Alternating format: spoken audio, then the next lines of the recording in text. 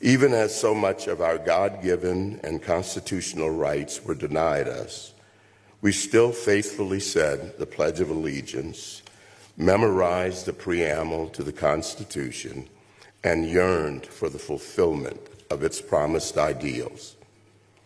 Sadly, these sentiments are not as widely shared among our fellow citizens today, and they certainly do not seem to have that sustaining strength that they had back then. In fact, all too often, the sentiments tend toward cynicism, rejection, hostility, and animus toward our country and its ideals. The comically corrupt Supreme Court Justice Clarence Thomas had an on-air meltdown about anyone who dares to question about how our country has been governed over the past 250 years. All too often, there is an unfortunate tendency when discussing the Declaration to make these self-evident truths and first principles of government obscure. Intellectuals want you to believe that our founding principles are matters of esoteric philosophy or sophisticated debate. Even those who support them too often talk about them as if they were academic playthings. They overcomplicate them, take the spirit out of them, and discuss them in a way that puts us to sleep. Progressivism seeks to replace the basic premises of the Declaration of Independence, and hence our form of government. It holds that our rights and our dignities come not from God, but from government. It requires of the people a subservience and weakness incompatible with a constitution premised on the transcendent origin of our rights. You will not be surprised to learn that the progressives had a great deal of contempt for us, the American people. To be clear, Thomas was comparing 20th century progressives like Teddy Roosevelt and virulent racist Woodrow Wilson to today's progressive movement, which is laughable in itself. But one thing is clear. Clarence Thomas is directly contradicting the court's Chief Justice, John Roberts. So, Chief Justice John Roberts, said that Supreme Court justices are not political actors. That is so laughable. Nobody in their right mind believes that Supreme Court justices are apolitical. Nobody. Have you seen the history of Supreme Court justices and the rulings that they ruled on and what they've decided? Please. Clarence Thomas is accepting bribes from GOP donors. Justice Alito, same thing. And then look about this. The court just handed down a decision that really hollowed out the Voting Rights Act. But you want to tell me that's not political? They're striking down a majority black congressional district, saying it was unconstitutional to gerrymander based on race. But you know what this does? It opens up for more redistricting across the country that could help Republican efforts to control the House. And also, they've overturned the constitutional right to abortion. You're telling me that's not political? They've expanded gun rights? That's not political? Ended affirmative action, higher education? That's not political? Look at all the people that Donald Trump has appointed, right, as a Supreme Court justice. And see how they rule. It lines up with, yeah, I'm appointing people who are my people who are going to rule in favor of things that I like. Just that alone. So stop. All right. Then also, that brings us to Tennessee. Memphis is a predominantly African-American city, right? Is that correct? Leader Lambert. I'm not privy to those demographics. I don't know. Resident Chisholm, sir, you recognize. Any follow-up? Okay. This is not a game. This is real life. And I have to fight as if my life depends on it.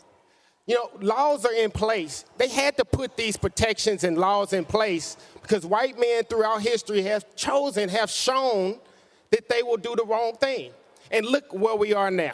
It is dismantling the power of those African-American voters in the 9th Congressional District. And anybody who says any different is not being forthright and truthful, because you don't just accidentally stumble upon a map that divides within a few percentage points the black voters in the 9th District. You killed and lynched black folks on Poplar Tree. Shelby County, Tennessee had the most lynchings of anywhere in this state where you're taking this district, and we are still here. You've had 3 strikes laws, mass incarceration, denied us of who we are, and we are still here. And today you'll take the only majority black district from us. But I want you to know, and I want my nephew, sons, and the future to know, no matter what you do, no matter how much you try and break us and make us bend and make us quit, we will still be here. There is a patently racist gerrymandering scheme going on in Tennessee right now. You see, Tennessee's Republican-dominated legislature passed redistricting maps, eliminating the state's one Democratic black majority congressional district. Just a week ago, just a week after, the U.S. Supreme Court effectively wiped out a major section of the Voting Rights Act. So this move, it breaks Tennessee's 9th congressional district, right, which covers Memphis, into 3 pieces, each of which contains almost exactly a third of the city's black voters.